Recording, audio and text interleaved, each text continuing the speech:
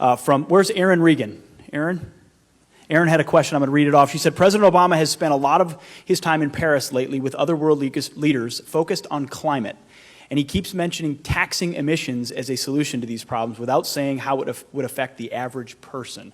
What do you think about that? How do you think we can tax our way to lower emissions? No, not only that, I think it would be devastating to our economy. And we are all interested in the protection of our environment. No one wants to breathe air that is poisoned or drink water that's unclean or live in a world where, I mean, look what's happening in China now. You couldn't even see the buildings through the smog of 48 hours ago, and that's a regular occurrence.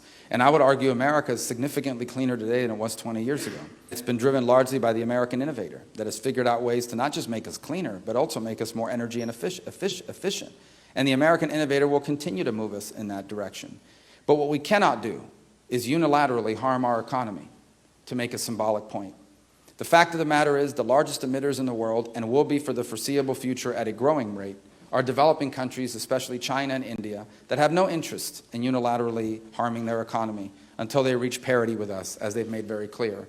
It is already difficult enough to create jobs in this country. It is already difficult enough to start a business or expand an existing one in the United States.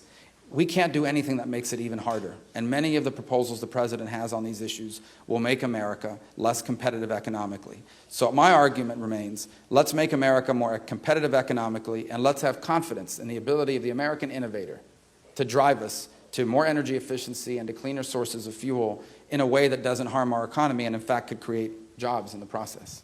Absolutely. Blake.